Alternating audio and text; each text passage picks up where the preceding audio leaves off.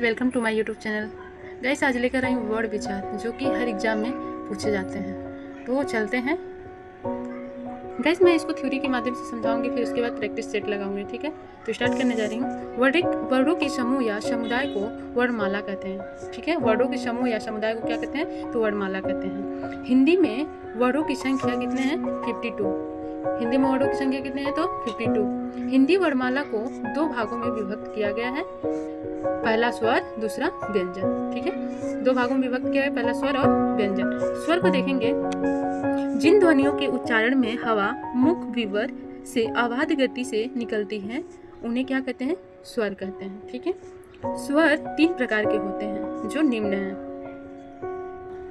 पहला है इसमें मूल स्वर, दूसरा संधि स्वर और तीसरा होगा प्लुत स्वर। तो पहले मूल स्वर को देखेंगे। ठीक है, वे स्वर जिनके उच्चारण में अन्य स्वरों की सहायता नहीं लेनी पड़ती है मूल स्वर या ह्रस्व स्वर कहलाते हैं, जैसे अ, ई, उ, रे। ठीक है, क्या है? मूल स्वर या ह्रस्व स्वर, इसे कहते हैं अ, ई, उ, रे। संधि स्वर जो होते हैं वे स्वर जिनके उच्चारण में मूल स्वरों की सहायता लेनी पड़ती है संधि स्वर कहलाते हैं। ये दो प्रकार के होते हैं। ठीक है, इसका मतलब ये है कि संधि वे स्वर जिनके उच्चारण में मूल स्वरों की सहायता, जिसकी इसको भी सहायता इसमें लेनी पड़ती है। अभी मैं इसको बता रही हूँ कैसे होगा। ठीक है, तो ये दो प्रकार के होते हैं। इसके बाद दीर्घ स्वर, वे स्वर एक ही स्थान से बोले जाते हैं, बोले जाने वाले स्वरों के संयोग से निर्मित हुए हैं, दीर्घ स्वर कहलाते हैं, जैसे अ प्लस आ बराबर आ। ठीक है, ये संधि स्वर है, इसमें का पहला पॉइंट जो है दीर्घ स्वर। अब इसको अ प्लस अ बराबर आ हो गया, अ प्लस आ बराबर आ। अब यहाँ पे देखेंगे हर्षी हर्षी क्या हो गया? दोनों मिलाकर दीर्घी हो गया। ठीक है, दीर्घी।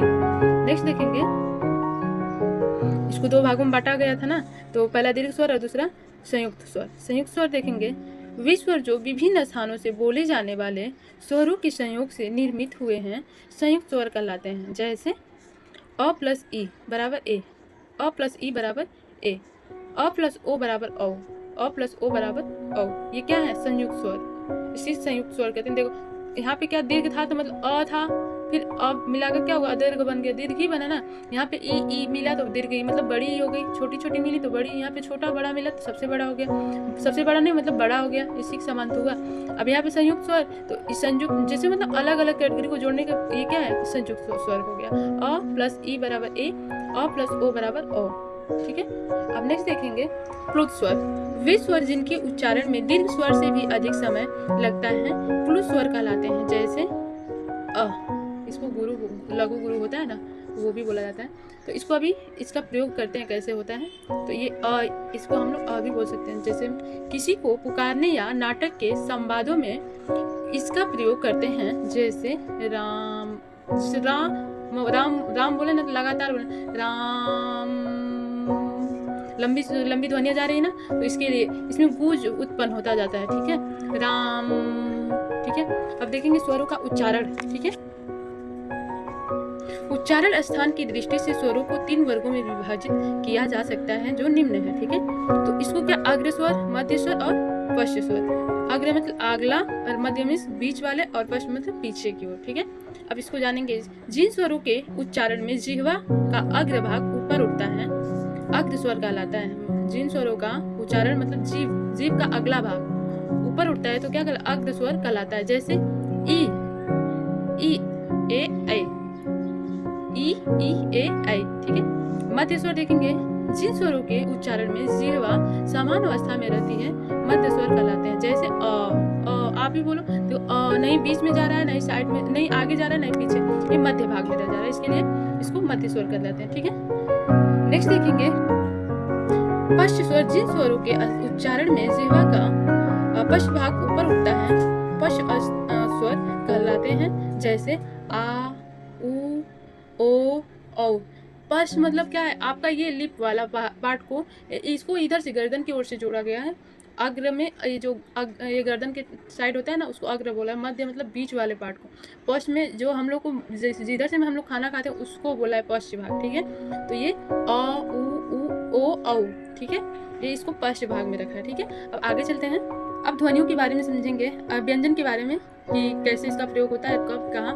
ठीक है, वे ध्वनियाँ जो बिना स्वरों की सहायता लिए उच्चारित नहीं हो सकती है व्यंजन कहलाती है। जैसे क पे क्या लगा है, हलंत लगा है, इसमें अपने आप में ये अधूरा है। क क्या है, अपने आप में अधूरा। क आधा क है, ये अ जब ये मिला है तो क्या हुआ, पूरा क बना है। यहाँ पे अर्ध क है, ये अ जब मिलेगा तो पूरा क बनेगा। तो ये क्या होता है, अधूरा। स्वरों के बिना ये व्यंजन क्या होते हैं, तो अधूरा होते हैं। जो व्यंजनों के विभिन्न प्रकारों का वर्णन निम्नलिखित है। अब देखेंगे स्पर्श व्यंजन। जिन व्यंजनों के उच्चारण में जिह्वा का कोई न कोई भाग मुख के किसी न किसी भाग को स्पर्श करता है, स्पर्श व्यंजन कहलाते हैं। जैसे क से लेकर म तक, ये कितने हैं होते हैं, तो 25 होते हैं। कितने होते हैं, तो 25। जैसे मान लीजिए आपका क से लेकर क से लेकर ख ग घ अंग, ठीक है, फिर से च छ ज झ इया, फिर ट ठ ड ढ अड़ा, फिर त थ द ध न, फिर प फ ब भ म। हो गया ना, 5 15 15 5 20 5 25 व्यंजन हो गए जो कि स्पर्श। अब ये देखेंगे कि कौन कहाँ पे स्पर्श हो रहा है। ठीक है गाइस, अभी स्पर्श व्यंजन हम लोगों ने देखा, फिर अनुनासिक व्यंजन देखेंगे, फिर अंतस्थ व्यंजन देखेंगे, फिर ऊष्म व्यंजन देखेंगे, फिर उच्छिष्ट व्यंजन देखेंगे, फिर संयुक्त व्यंजन देखेंगे, फिर उसके बाद हम लोग उच्चारण स्थान देखेंगे। ठीक है, पहले हम लोग अनुनासिक व्यंजन देखेंगे। तो जिन व्यंजनों के उच्चारण में वायु नासिका मार्ग से निकलती है, अनुनासिक व्यंजन कहलाते हैं। जैसे अंग, इया, अड़, न और म अनुनासिक व्यंजन है। ठीक है, अंतस्थ व्यंजन जिन व्यंजनों के उच्चारण में मुख बहुत संकुचित हो जाता है, फिर भी वायु स्वरों की भांति बीच से निकल जाती है, उस समय उत्पन्न होने वाली ध्वनि अंतस्थ व्यंजन कहलाती है। जैसे य, र, ल और व अंतस्थ व्यंजन कहलाते हैं। अंतस्थ क्या नाम है, इधर देखें, ऊष्म व्यंजन के बारे में देखते हैं। ऊष्म व्यंजन जिन व्यंजनों के उच्चारण में एक प्रकार की गड़गड़ाहट या सुरसराहट सी प्रतीत होती है, ऊष्म व्यंजन कहलाते हैं। जैसे बड़ा सा, ये मूर्धन्य सा, छोटा सा और ह, इसमें क्या होता है, ऊष्म। ऊष्म मतलब क्या होता है, गर्म होता है। ऊष्म मीन्स गर्म। जैसे हम लोग स एक अजीब सा लग रहा है कि मुंह में गर्माहट, बोलने के बाद क्या हो रहा है, मुंह में गर्माहट जैसा लग रहा है। स ह, क्या गरम भाप जैसा वायु निकल रही है। ठीक है, नेक्स्ट देखेंगे उच्छिष्ट व्यंजन क्या है। जिन व्यंजनों के उच्चारण में जिह्वा की उल्टी हुई नोक तालु को छूकर झटके से हट जाती है, उन्हें उच्छिष्ट व्यंजन कहते हैं। अंगा ढा उच्छिष्ट व्यंजन है ना, तालु को छूकर क्या हो रही है, तुरंत हट जा रही है, इसे उच्छिष्ट कहते हैं। तो ये कितने वर्ड हो गए, एक ये अंग और ढ। संयुक्त व्यंजन देखेंगे। जिन व्यंजनों के उच्चारण में अन्य व्यंजनों की सहायता लेनी पड़ती है, संयुक्त व्यंजन कहलाते हैं। जैसे क प्लस स बराबर 6 हो जाएगा, ये क्या है, संयुक्त। एक अपने आप में अकेला नहीं है ना, इसमें दो मिक्स हो रहे हैं। उच्चारण की दृष्टि से देखा जाए तो ये क प्लस 6 बराबर ये भी ये क 6। ठीक है, अगला देखेंगे त प्लस र, ये भी क्या है, इसमें भी हलंत लगा हुआ है, तो आधा तो हो गया ना, प्लस र क्या होगा, त्र। इसमें भी आधा क था और ये हलंत लगा हुआ। अगला है ज प्लस इया बराबर ज्ञा, क्या होगा, अज्ञा। उच्चारण की दृष्टि से ग प्लस य बराबर ज्ञा। ठीक है, ऐसे ज प्लस य बराबर ज्ञा होगा, लेकिन उच्चारण की दृष्टि से क्या होता है, ग प्लस य बराबर ज्ञा। ठीक है, बड़ा सा है, फिर र, इसमें क्या है, हलंत लगा हुआ है, तो आधा हुआ ना, प्लस र बराबर श्र हो जाएगा। अब देखेंगे व्यंजनों का उच्चारण स्थान। आई होप गाइस आप सबको समझ में आ रहा होगा। अगर समझ में आ रहा होगा तो लाइक करके और कमेंट जरूर कर दीजिएगा, ताकि मुझे भी मोटिवेशन मिलेगा। ठीक है, चलते हैं उच्चारण स्थान देखते हैं। उच्चारण स्थान की दृष्टि से हिंदी व्यंजनों को 8 वर्गों में विभाजित किया जा सकता है। पहले देखेंगे कंठ्य व्यंजन। जिन व्यंजन ध्वनियों का उच्चारण कंठ से होता है, वे कंठ्य व्यंजन ध्वनि कहलाते हैं। जैसे क, ख, ग, घ और अंगा क्या है, कंठ्य व्यंजन ध्वनि है। ठीक है, ये जैसे क, ख, ग, ऐसा लग रहा है ना कंठ में आपका वर्ड जा रहा है, इसके लिए ये कंठस्थ, इसको कंठस्थ भी बोल सकते हैं, कंठ्य भी बोल सकते हैं। ठीक है, तालव्य व्यंजन जो है इसको देखते हैं। जिन व्यंजनों के उच्चारण में जिह्वा का अग्रभाग तालु को स्पर्श करता है, तालव्य व्यंजन कहलाते हैं। जैसे च, छ, ज, झ, या और बड़ा सा य, ये क्या है, तालव्य व्यंजन। च, छ, ज, झ, या और बड़ा सा य क्या है, तालव्य। आप इसको ये क्या है, तालु में जाकर स्पर्श हो रहा है ना, अग्रभाग, जो अग्रभाग है वहाँ जाकर तालु में स्पर्श हो जा रहा है, मतलब छू टच करके आ रहा है, इसके लिए इसको क्या बोलते हैं, तालव्य व्यंजन। मूर्धन्य व्यंजन देखेंगे, जबकि जिह्वा की उल्टी हुई नोक का निचला भाग मूर्धा से स्पर्श करता है, ऐसी स्थिति में उत्पन्न स्वर को मूर्धन्य व्यंजन कहते हैं। जैसे ट, ठ, ड, ढ और अड़, ये क्या है, मूर्धन्य व्यंजन। यहाँ पे लिख दिया है कि आपका जिह्वा का उल्टी हुई, जैसे बोलने के बाद क्या हो रहा है, हमारी जीभ जो ये है, तो बोलने के बाद क्या हो रहा है, जिह्वा पे, आपके तालु पे क्या हो रहा है, यहाँ पे मुड़ जा रही है थोड़ा, ट, ठ, ड, ढ, अड़, मुड़ रही ना, नोक आपका थोड़ा मुड़ रहा है, इसके लिए क्या बोला, मूर्धन्य व्यंजन। दंत व्यंजन देखेंगे, जिन व्यंजनों के उच्चारण में जिह्वा का नोक ऊपरी दांतों को स्पर्श करती हो, दंत व्यंजन कहलाते हैं। जैसे त, थ, द, ध, न, छोटा सा स, ये क्या है, दंत व्यंजन। आप भी बोलकर एक बार देखो, त, दांत के जो निचला दांत पे नहीं, ऊपरी वाले दांत पे टच करेगा, त, थ, द, ध, छोटा सा जो है स, तो क्या है, आपका दंत व्यंजन है। आप भी प्रैक्टिस करते रहो, आपको समझ में आ जाएगा। आप मेरे साथ साथ आप प्रैक्टिस करोगे तो पक्का समझ में आएगा, ठीक है। और 1 से 2 बार देखिएगा गाइस, क्योंकि पढ़ने से 1-2 बार देखने और समझने से ही समझ आता है, ठीक है। नेक्स्ट देखते हैं ओष्ठ व्यंजन, जिन व्यंजनों के उच्चारण में दोनों ओठों द्वारा श्वास अवरोध होता है, ओष्ठ व्यंजन कहलाते हैं। जैसे प, ह, प, भ और म, क्या है, ओष्ठ व्यंजन। बोलते हैं तो दोनों लिप क्या है, टच भी हो रहे हैं और थोड़ा वायु भी तो निकल रहे हैं ना, प, फ, ब, भ और म, ठीक है, क्या है, व्यंजन। दंत ओष्ठ व्यंजन देखेंगे अब, दंत ओष्ठ मतलब दांत और ओठ, इसका मतलब यही होगा, ठीक है। जिन व्यंजनों के उच्चारण में निचला ओष्ठ दांतों को स्पर्श करता है, दंत ओष्ठ व्यंजन कहलाते हैं। जैसे व, और ये दंत ओष्ठ व्यंजन है, ठीक है। व सिर्फ और सिर्फ क्या है, एक ही है, व, ठीक है। अब नेक्स्ट देखेंगे वत्सर्य व्यंजन, जिन व्यंजनों के उच्चारण में जिह्वा का ऊपरी भाग मसूड़ों से वस्वर को स्पर्श करता हो, वत्सर्य व्यंजन कहलाते हैं। जैसे न, र और ल, न, र, ल, ठीक है। नेक्स्ट देखेंगे स्वर यंत्री मुखी का काकल्य व्यंजन, जिन व्यंजनों के उच्चारण में अंदर से आती हुई श्वास तीव्र वेग से स्वर यंत्र मुख पर संघर्ष उत्पन्न करती है, वो क्या कहलाती है, स्वर यंत्री मुखी व्यंजन कहलाते हैं। जैसे ह, ठीक है। आई होप गाइस आप सबको समझ में आ रहा होगा। चलते हैं और आगे देख लेते हैं और क्या है। इनके अतिरिक्त व्यंजनों को घोषत्व प्राण तत्व के आधार पर भी बांटा जा सकता है। जैसे घोषत्व के आधार पर देखते हैं अघोष व्यंजन। अघोष व्यंजन प्रत्येक वर्ग का पहला और दूसरा व्यंजन वर्ण को अघोष व्यंजन कहते हैं। पहला मतलब क, दूसरा मतलब ख, ठीक है। व्यंजन को क्या कहते हैं, अघोष व्यंजन। घोष व्यंजन देखते हैं प्रत्येक वर्ग का तीसरा मतलब ग, चौथा मतलब घ, पांचवा मतलब अंग, ठीक है। ये क्या कहते हैं, व्यंजन वर्ग।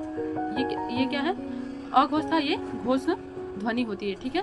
अब नेक्स्ट देखेंगे प्राण तत्व के आधार पर। जैसे अल्प प्राण व्यंजन जो है प्रत्येक वर्ग का पहला मतलब क, तीसरा मतलब ग, चौथा मतलब अंग, ठीक है।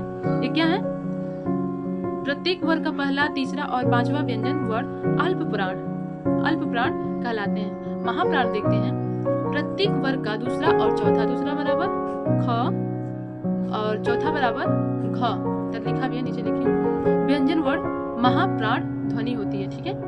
महाप्राण ध्वनि को क्या कहते हैं, व्यंजन को, तो दूसरा और चौथा, अल्प प्राण में पहला, तीसरा, पांचवा। गाइस ये भर के क्वेश्चन, ये सब इन वर्ड विचार से संबंधित भर के क्वेश्चन आते रहते हैं, चाहे टेट हो सीटेट हो, इसमें तो बहुत ही आते हैं। और शिक्षक भर्ती में भी इससे जुड़े क्वेश्चन आते रहते हैं। तो आई होप गाइस आप सबको समझ में आ रहा होगा। गाइस इससे जुड़े अब क्वेश्चन हम लोग कर लेते हैं। स्वतंत्र स्वर से बोली जाने वाली ध्वनि को क्या कहते हैं, तो स्वर कहते हैं, ठीक है। संयुक्त स्वर कौन कौन से होते हैं, तो ऑप्शन ए, ऑप्शन बी ओ, ऑप्शन सी ओ, ऑप्शन डी उपयुक्त सभी। तो संयुक्त में ये सभी आ जाएंगे, ठीक है। नेक्स्ट देखेंगे भाषा की सबसे छोटी इकाई को क्या कहते हैं, तो सबसे छोटी इकाई को अक्षर, वर्ण, शब्द, व्यंजन। तो राइट आंसर होगा ऑप्शन बी, वर्ड, ठीक है। नेक्स्ट देखेंगे अयोगवा ब्लैंक बीच में है को कहा जाता है, अनुस्वार, अनुनासिक, विसर्ग या हलन। राइट आंसर होगा ऑप्शन बी, सी, विसर्ग। नेक्स्ट देखेंगे, अघोष ध्वनि किन्हें कहा जाता है? ऑप्शन ए वर्ग की पहली ध्वनि, ऑप्शन बी वर्ग की दूसरी ध्वनि, ऑप्शन सी वर्ग की तीसरी ध्वनि, या ए एंड सी दोनों। तो ए एंड सी, अघोष, अघोष इधर आपने देखा था, इसे आपने देखा था, अघोष में क्या होता है? पहला और दूसरा, ठीक है, क्या है? अघोष।